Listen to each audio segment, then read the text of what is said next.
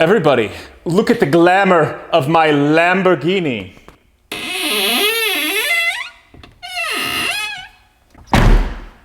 Baller.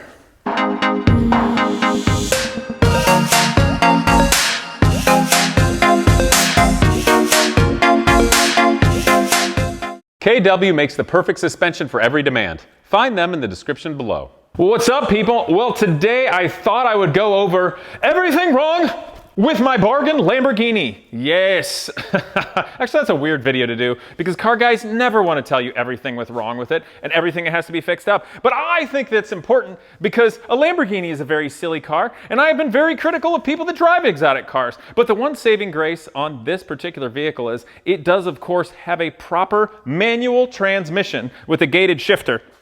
Now, I'm going to make a mention about said gated shifter that they're not as cool as you think they are. And I really hate to say that because gated shifters had a purpose in the back for Ferraris. So it actually had like the stoppers for the transmission. But in something like the Gallardo, it's sort of like a gimmick. I hate to say that, but it's true. But it's still cool. And we're gonna go over this car because I think it's actually a really awesome automobile with a great pedigree, awesome engineering. It's fun, it feels good to drive, and I got it for a great deal, so I won't be losing money on it like most people. So I hope you guys can look past the fact that it's a typical flexi mixed Flexington car, and now it's kind of old, so it's passé, so it's really lame.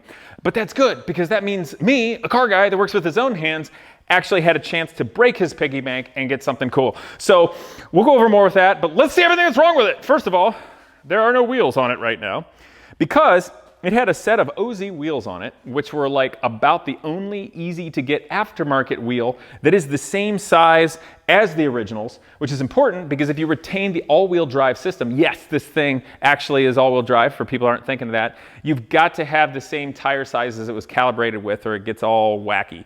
So the OZ wheels are cool, but they were curbed. And I gotta be honest, for as much attention as this silly car brings, having curbed wheels is so embarrassing as a car guy. It's like, I swear I didn't do that. I actually can drive and care about my car. I just got it, I swear. So they're going to be powder coated. And I did listen to you all, and I think many of you will be very happy with the color choice. Yes. Okay, so they're off, and the tires were dry cracked because the tires actually, and I did a whole video about how tires are dangerous and you shouldn't ever drive on old tires, and the tires that were on this was better part of a decade old. So that's bad. Okay, let's go over everything wrong with it. First of all, let me show you this beautiful fix I did somewhere in Texas. Notice the packaging tape here, like I was wrapping a Christmas present. Now the reason my taillight has packaging tape is because that's what's holding the taillight on. Now, I am not going to be mean about Lamborghini or Volkswagen or Audi, which basically so many of the things on this was made by those two companies because it owns it. But I put the packaging tape on because, yeah, that's not good. I learned that in Texas when I was driving it because the mounts are busted. So I put the packaging tape on it, so on my long travel back to Ohio, my taillight just wouldn't fall off. So I'm not going to fix this today, but I'm going to have to. And I am a cheap man, and I like to fix things. And that's how I've done everything in life with my toolbox here and how I've been able to do it. Because there's no way I could have a car like this if I had to pay somebody to fix it. And that's my biggest moral of the story. So if you guys are out there wanting to get your first sports car, get something cool like a Porsche 944 and watch my ridiculous videos on how to maintain it yourself. Yes, we can defeat not having very much money. But anyway, I'll do the same thing with the Gallardo, so we're going to fix that. But I'm going to fix the tail light here in a video coming up later because would you believe that Soul Performance, the exhaust company, they make unbelievably beautiful stuff. They did the exhaust system for the Genius Garage Lycan build. Also, the Genius Garage Lycan build will be coming back, fingers and toes and legs and eyeballs crossed within the month from paint. Very exciting to be finished up. Anyway, Soul Performance has given me exhaust that will sound the fury of the trumpets of hell. Yes! Straight pipe that thing, blow fire, which will work for about 10 minutes in my neighborhood in part before the world will want to kill me. So we'll just make a really sweet video of it with the 360 camera on a beautiful late summer evening. So I'll fix the headlight when I go to remove the exhaust system and change that over. So I am really excited about that, and Soul makes great stuff, so that's coming. Obviously, I got the wing here from RSC, Racing Sport Concepts Tuning, and if you guys may have noticed, I removed the plastic panel here that covered everything up. Some of you mentioned that, Casey, maybe that plastic panel was so that the rain that comes through your vents doesn't end up on your engine. Well, good thought, but not true. There's actually nothing there to stop it. And that's one of the troubles with this car is it's filthy, filthy, filthy car. Because I think it just sat outside in Texas a lot, and the engine gets rained on. Now, it has this cover here over the coil packs, which is on, and I don't know if you can see that real well with the light. Sorry about it. But the one on this side, let me see if I can find a light. Hold up. I'm having a Casey's Lambo license plate moment. For all of you who don't remember, I'm having one of these moments. Okay, so I got a light. Yes. If you notice here, this cover is no longer on because when I went to drive the car home, one of the bolts was missing and I was flopping. So I just took the other one off. Ooh, I found a bolt. That's probably bad, isn't it, camera person? Oh, that's bad.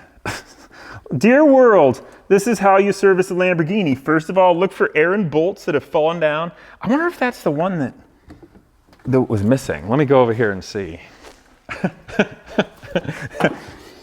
Okay, that's got Phillips heads. I feel like those aren't accurate. Okay, so next thing that's wrong with my Lamborghini, I found this bolt in the engine valley. It's not supposed to be there. I don't know what it's to, and I probably ought to figure that out.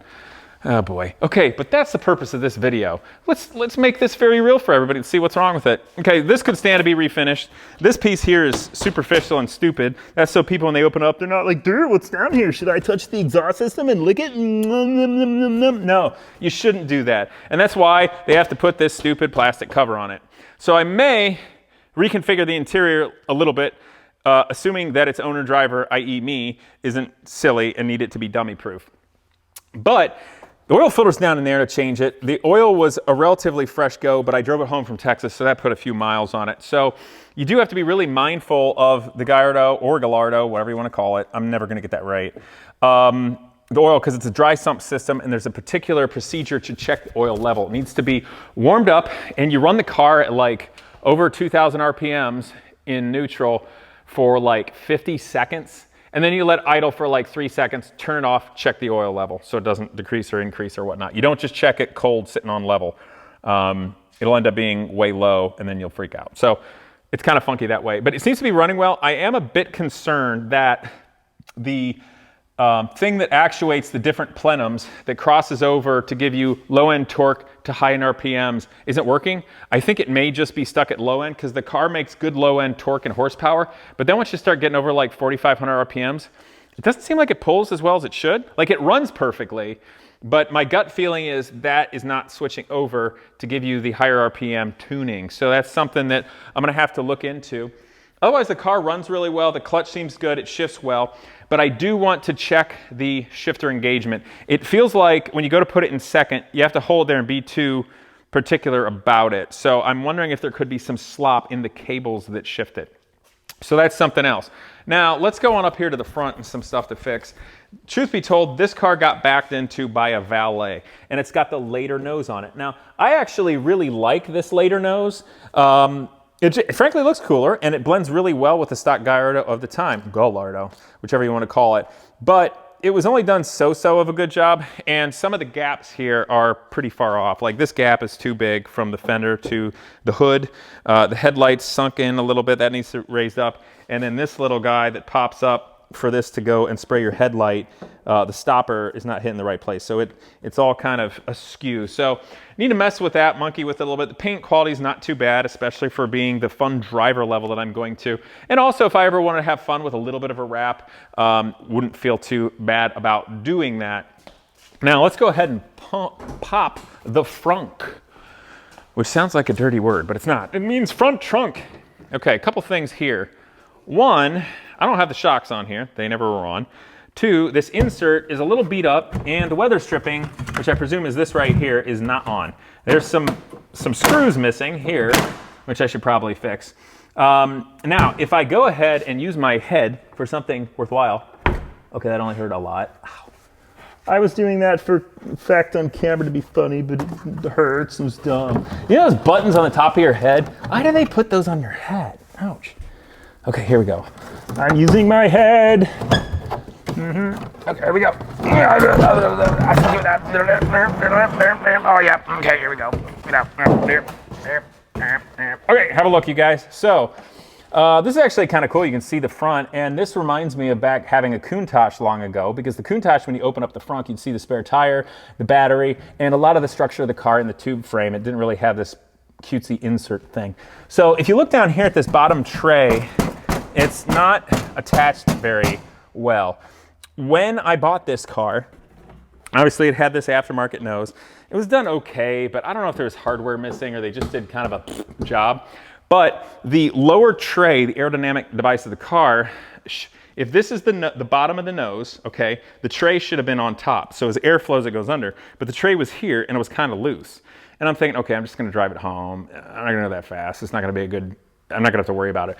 But there was this weird like 145 mile an hour gust of air somewhere in Texas that just blew across the front of my car.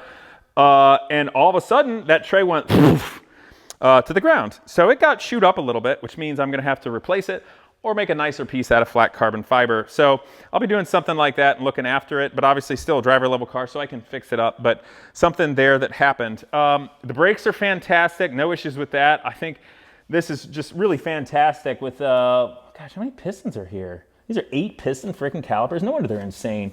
And it's got the center and of course the floating rotor. And I do want to make a point that this was from 2004 and those are in fact steel rotors and they work absolutely fantastically. I generally want to avoid cars that have carbon ceramic brake rotors and pads for the street like the plague because they're absurdly expensive to replace and they don't really provide you any value on the street. So I've always thought that was pretty silly with supercars. But so got some aligning issues to do there, got some things to fix underneath. It'd be nice to do fluids flush and all on this and probably change the oil. And obviously gonna do an exhaust system. In fact, I wanna show you, so Soul Performance is really cool. They're sending me the Crazy Track straight pipes, which are just like really shorty straight pipes that come off the cat. And that'll be neat, but that is a dual system. And you'll hear the V10 in all its glory, but one of the interesting things about the tuning of exhaust systems, okay, now what am I screwing up? Why are you going in there? Come on, this is supposed to be easy. No, that's sitting on some. Ow, painful head. Is that supposed to be there? I don't know. Get in there. Oh yeah, easy. Okay, so all the straight pipes from Soul Performance, that'd be really cool for the track. But I also have another system here, which I'm gonna try out for a different note, which I got. Now this is a crazy one. It has an X pipe. So the exhaust will come here out of the cats, and they'll come together and it'll turn, and it meets together at this X pipe before it then goes and comes straight out. So this is a little bit of a glass pack sort of affair, but it also has these kooky little glass packs that go from this center section to here. So there's some very fascinating aspects about this tuning going on, which honestly is different from anything I've seen a racing conventional with this, but it was done just to try to give it a crazy kind of high-pitched Formula One sound versus the really cool Soul Performance race pipes I got. So this is an okay quality. This is just something I got to test later. I'm frankly way more excited about the Soul Performance straight pipes I got going on, but we're gonna have a bunch of fun with that. Now, let's go to the interior. If you come over here, so nice camera person. By the way, people, the camera guy today is Aaron. He's back from Africa. Yes. What's up, dude? Howdy. Okay, so Aaron, I have learned, he is apparently a prince among men in his town, and because of that, he is not permitted to get an actual tattoo, right? Yep, so I have. So he got a henna tattoo. Yep. You got that in Burkina Faso when you were there? Yep. Nice. It was like $10. Cool, I dig it. All right. That's pretty neat. Anyway, so we will come back with Aaron sometime and check out his motorcycle builds, but we'll keep going. Everybody, look at the glamour of my Lamborghini.